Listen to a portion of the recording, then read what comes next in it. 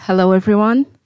So today I'm presenting the work of Mr. LAZHAR Mohamed, who comes from University Zohr, Agadir from Morocco. And the subject, the title of the conference is the craftsmanship between heritagisation and modernization towards a collaboration between craftsmen and designers. So I want to start with the picture we're looking at right now. Is actually an Air Force Nike. So it's made by an artisan called Khalid Neitazou. It's a Moroccan artisan, and this is a collaboration that actually shows the Moroccan craftsmanship in the two pictures. So the symbols, it's the Moroccan Zelig tiles and the woodwork that we can see on the Air Force. The relationship between tradition and modernity has traditionally been marked by constant tensions between the relic and the living. In the name of innovation, progress, and change, adherence to the present often appeared more successful than interest in tradition, the past, and heritage. So earlier, just traditionally, the modernity and the tradition were opposites, and people were so more interested into what's new. So then, consequently, the old was sometimes undervalued and unappreciated because it was associated by a bygone era, and this opposition between the old and the new, as well as between the tradition and the modern, created difficulties in integrating modern objects into tradition or even into heritage, which was often perceived as antiquated. I'm sorry. Yes. So.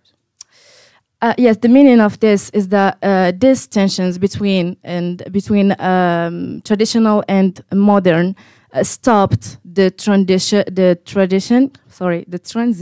and the integration of the traditional arts into something modern. Similarly, it was changing to incorporate heritage objects into modernity, which was frequently seen as synonymous with novelty.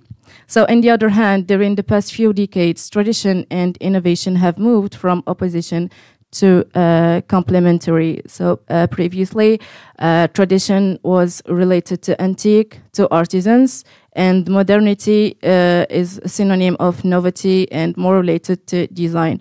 So a few decades later, we achieved to merge tradition and tradition to modernity, and there was born the collaboration between artisans and designers. So this shift has been facilitated by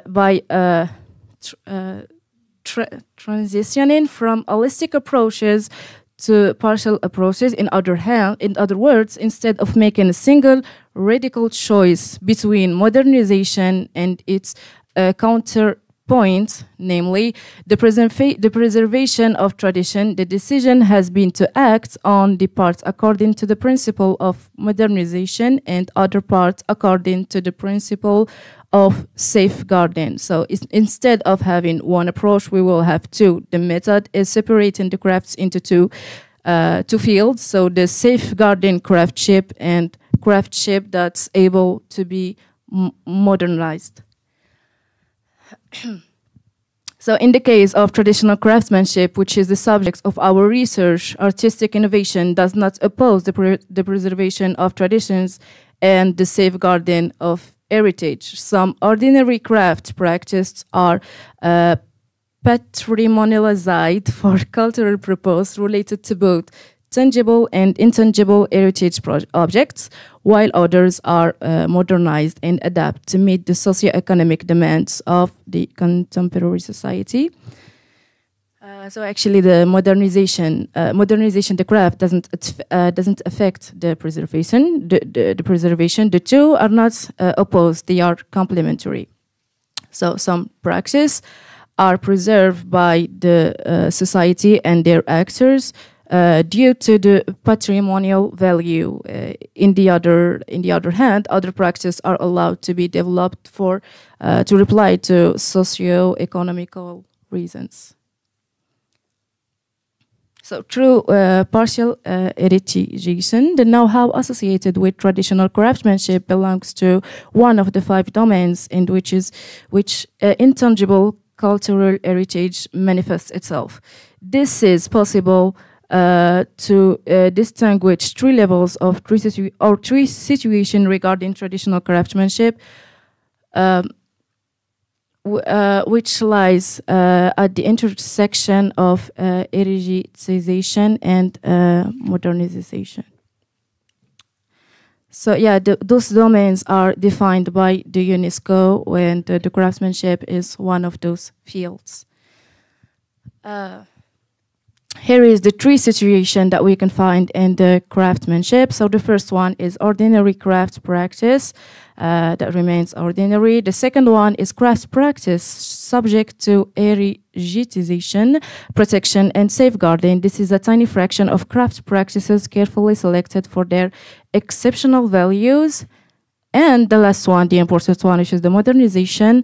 So it's craft practice subject to modernization and innovation. It concerns the majority of crafts that are not patrimonialized and that are open to creativity in order to adapt to socio-economic and development requirements. So this is our to this are added the chance and opportunities that arise through collaboration between craftsmanship and designers, which are aimed at creating innovative projects that combine the craftsman know-how with the latest design trends. In producing such innovative objects, craftsmen and designer can use the value capitalized through the recognition of traditional craftsmanship and the heritage. Yeah. So here, the crafts and the design, this collaboration, it's not only modernization, but it's also another way to preserve the know-how. Because if we don't preserve what it already exists, we will not be able to develop. We will just reinvite. This is the relationship between heritagisation and modernization in craftsman-designer collaboration. So there is no modernization without talking about the core, which is the heritagisation of the craftsmanship. So the craftsmanship give us the craftsman. So he have a traditional vision, and the designer have this futuristic vision. So the both of them can create the modernization in the arts and craft field. So this heritagisation of the crafts is based on 2 principles: selectivity and represent. That's hard. Representativeness. Well, sorry. Well, the principle of selectivity consists in choosing certain know-how to be made a heritage and safeguarded because of their exceptional values. They will be part of the heritage. This is a tiny part of craft practice. So as you can see, those circles, spheres. So the red one is the craftsman that exists, and the green one is the one that we're going to select to be preserved. So principle of representativeness, it consists in considering that these patrimonialized elements refer to and represent others that are similar to them. It's also a representation of culture and cultural identity in a world distant towards standardization, which ultimately helps to promote cultural diversity and the diversity of objects and practice.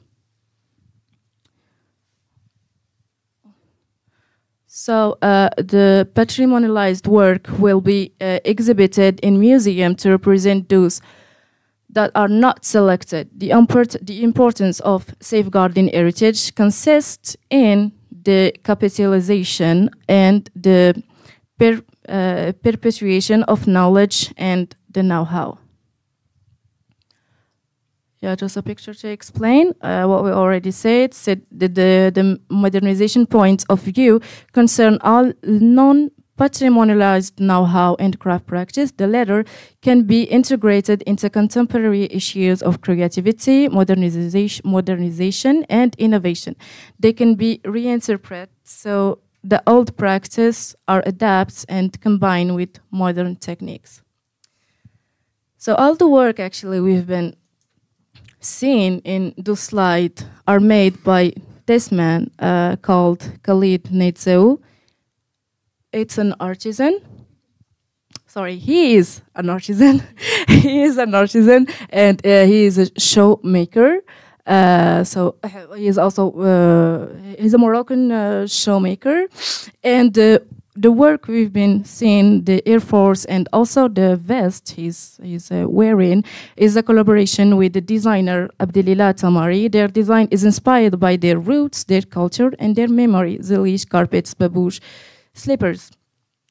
So this is the first collaboration of two Moroccan artisan and designers. And as you can see, the designs we just saw on the products are most of them inspired by the zilish, which is the ceramic Moroccan tiles made. They only made in Morocco. It's for mural decoration. And then there is the carpets and the babouche, which is shoes traditionally made in Morocco, comfortable and like adapted to the climates of Morocco. And yeah, then we have this two type of shoes. So the Air Force and another one also made by Neitzel. So the first one is a modern design with, it's an Air Force. It's something really new with an old like designs. But the other one is actually inspired, traditionally made in another way. So between the age of 5 and 7, Khalid began an apprenticeship with a local sandal maker in Terwedat, which is a city in Morocco, where his hard work ethic, artistic passion, and creativity was developed. Between the age of 5 and 7, Khalid began an apprenticeship. Over the course of the next 10 years, Khalid worked under various leather artisans, learning detailed talent and diverse technique from them. This gave Khalid a unique balance between art and textile creation. In 2016, Khalid moved to California and continued making sandals from a self-made workshop in his garage. In 2019, he began a shop from the public at LA Original Farmers Maker. And here we want to talk even about the traveling. So changing the space makes you like more creative, and he moved from Morocco to USA, so this gave us this beautiful collaboration between the Moroccan arts with an American touch. And those are some also handmade balls by Tamari. He's the designer that collaborated with Khalid. And so, to conclude, the collaboration between artisans and designers allowed the production of new objects that combine tradition and modernity. It also allows us to meet the changing needs of today's societies while preserving cultural heritage. That's it. Thank you for your attention.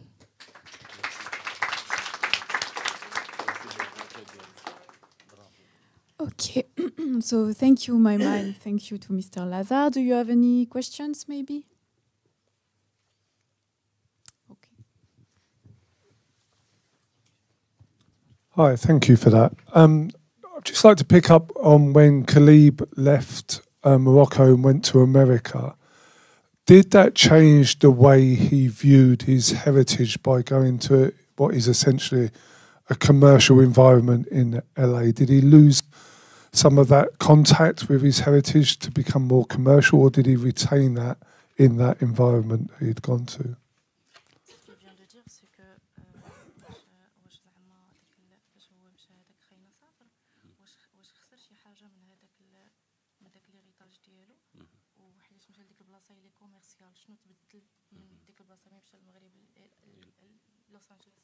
contraire, il a profité de son héritage et l'a instrumentalisé aux États-Unis.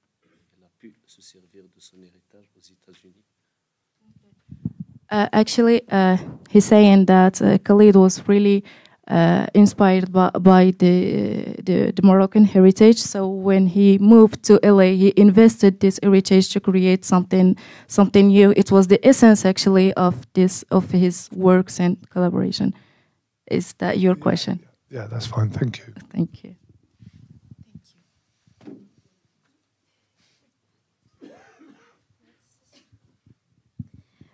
Thank you for your presentation. I was wondering also about the trip, because I guess you've talked a lot about traditional craft within Morocco. So it was kind of a surprise for me to learn that he moved from his roots.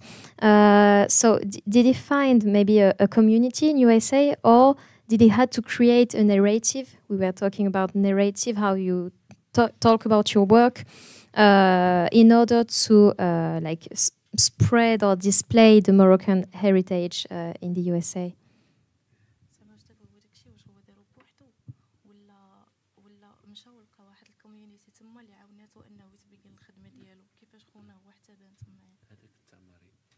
Il a bénéficié de sa collaboration avec le designer Tamari. Ça veut dire qu'il faut avoir quelqu'un qui va ajouter quelque chose à l'expérience qu'on avait déjà. Yeah, got it. So the essence actually of what Khalid was doing is his collaboration with Tamari. So Tamari was there to help him, and this is how they got this partnership and this collaboration. Is this how?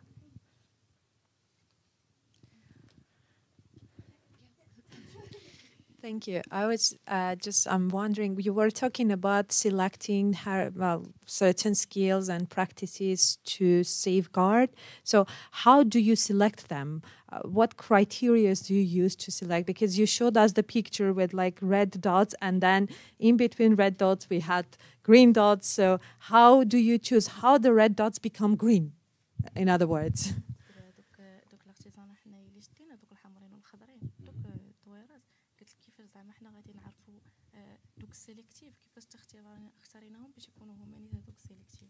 Le principe de sélectivité est lié à l'importance exceptionnelle, à la valeur exceptionnelle de ce savoir ou de ce symbole ou de cette couleur.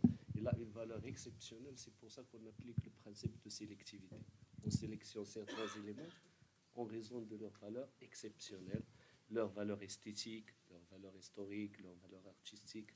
C'est ce qui fait qu'on va sélectionner certains et laisser d'autres.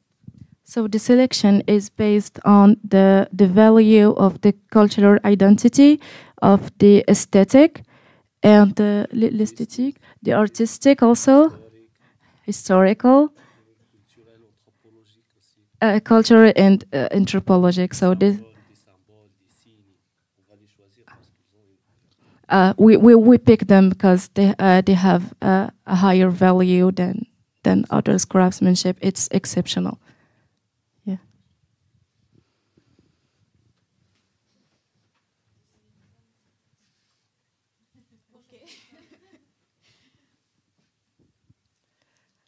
Hello.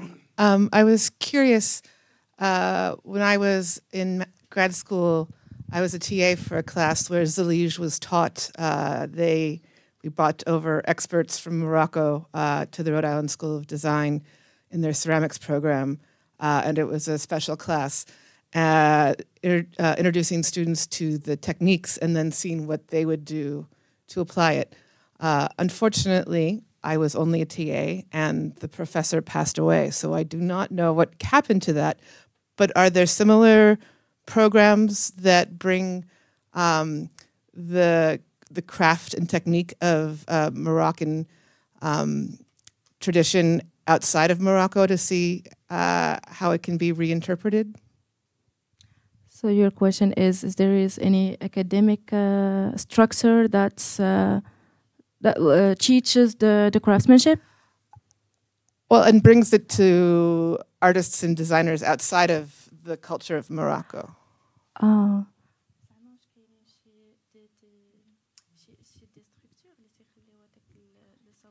نعلموه لبنادم آخر اللي برا من au niveau international اللي برا على المغرب. Non, pour les artisans, ils travaillent avec les jeunes pour transmettre le savoir avec les jeunes parce que le travail artisanal, il nécessite la présence in situ. S'il y a quelqu'un qui veut apprendre, il va venir parce que ce sont des travaux manuels et il faut les pratiquer in place, in situ. Il faut venir parce que c'est manuel. Okay. Il y a des jeunes qui apprennent le métier, mais si quelqu'un veut apprendre, c'est possible, mais il faut être in situ et sur place.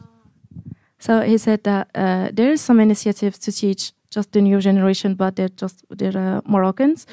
And if another international students or citizens want to really learn this craftsmanship, you should come to Morocco. We don't go. Yes, there were obstacles. They shipped in a giant pallet of the tiles and brought a craftsman over to teach how to. Yeah, that's why it's better to come to Morocco to learn. Thank you. Because it's a handmade work.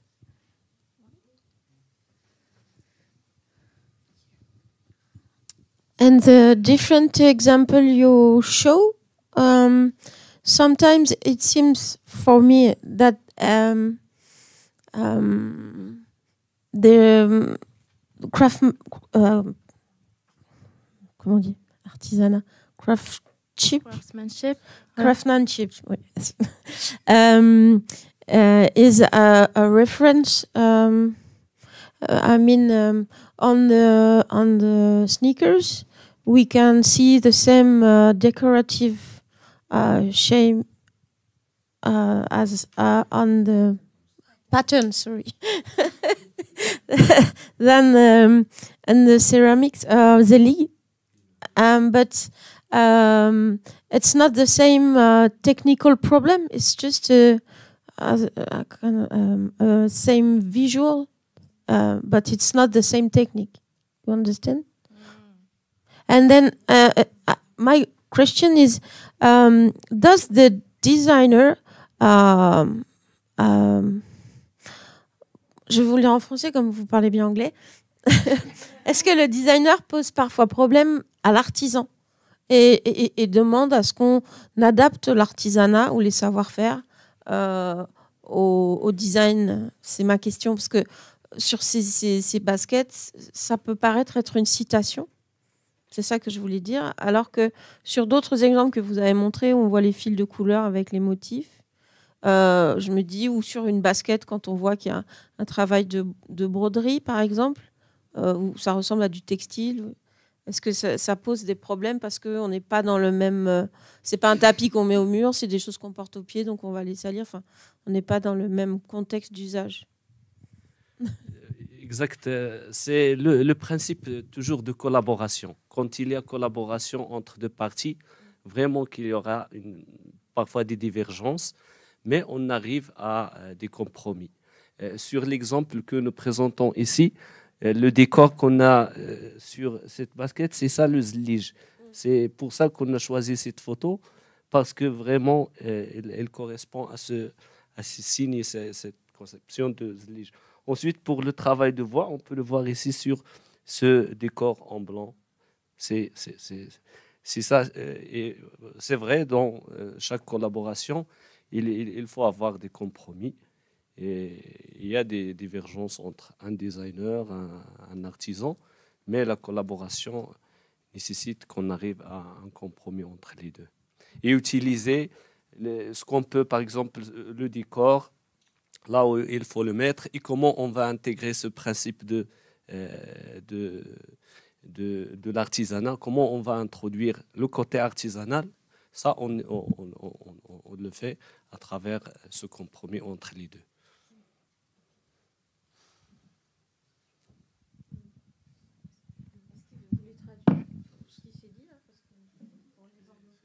Ok.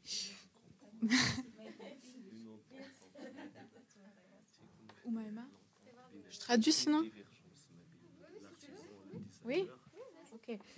So basically, okay, I'm not sure everything, but he just said that so when craftsmen work with some big brand, so for example, this Nikes, they sometimes use these types of patterns, but they have to do a compromise because there is some tensions between the art craft and the industrial creation. So yes, this is everything is about compromise. It's okay? Okay, yes.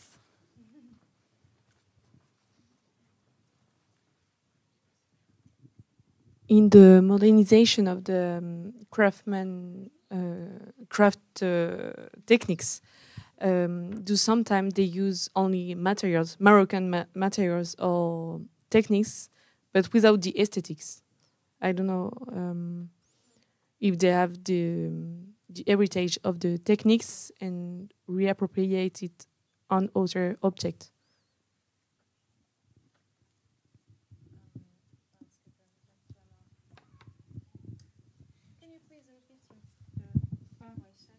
En français?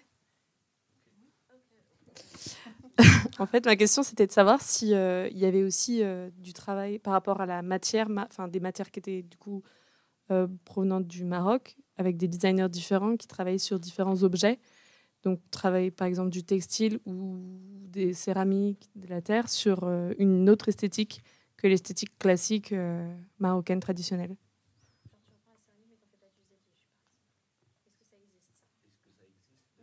Est-ce que des matériaux, mais pas pour en faire, par exemple, tu reprends la céramique, mais tu n'en fais pas du zélige. Est-ce qu'il peut y avoir d'autres applications? Pour la céramique. Non, c'est un exemple. Oui, c'est un exemple, oui. Alors, pour la collaboration, on a quelques exemples maintenant, quelques usages. Mais l'idée aussi de cette rencontre, c'est de voir comment on peut utiliser. Oui. Je vais le faire en français, peut-être après. Ok. Pour la collaboration entre les artisans et les designers, on peut dire qu'elle est à ses débuts. Et on a des collaborations sur des sujets, comme ce qu'on a ici, mais, et c'est l'idée générale de cette rencontre, on peut travailler sur d'autres domaines. Pour cet exemple, si on veut donner la céramique, je ne me souviens pas que j'ai vu un autre usage de l'argile au-delà de cet usage dans l'usage et dans les objets mobiliers. Mais c'est important aussi d'appliquer ce principe de collaboration entre les artisans et les designers, parce que l'exemple qu'on a ici, il a été facilité par deux choses. La première, c'est le déplacement de Khalid vers Californie. Et deuxième condition, c'était sa rencontre avec designer Tamari. C'est ce qui a permis. Alors, si on arrive aussi à permettre aux artisans de travailler avec des designers, on aura vraiment d'autres exemples réussis de cette collaboration.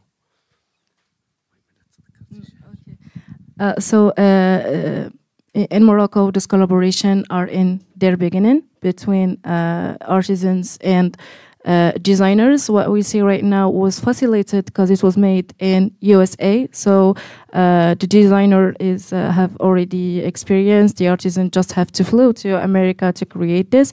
But there is a lot of difficulties right now in those type of collaboration that we're trying to work on. And this development can be, as you said, we can see like future collaborations and maybe merging more than just the legend wood in sneakers. Maybe we will see something bigger and something really different. Une autre chose, ici, je vois que l'exemple de Oumaima aussi, c'est très important parce que il a fait l'école des arts traditionnels. Maintenant, il travaille dans un autre contexte de design. Parce que moi, je connais l'école de Casablanca. Il travaille vraiment sur des arts traditionnels. Maintenant, Saint-Etienne, c'est ville UNESCO, la ville UNESCO de design. Cette différence entre les deux villes, Casablanca et Saint-Etienne, c'est aussi un exemple pour avoir c'est un exemple pour moi, Mohamed, de cette collaboration entre un designer et un artisan. Elle représente vraiment les deux. Si vous voulez traduire ça. Thank you so much. She was just giving me compliments. So he said that another type of this collaboration, because I used to study craftsmanship in Morocco and now I'm studying design. So he said that there is another type of this collaboration in like academic structure and academic environment. Thank you so much. I appreciate it.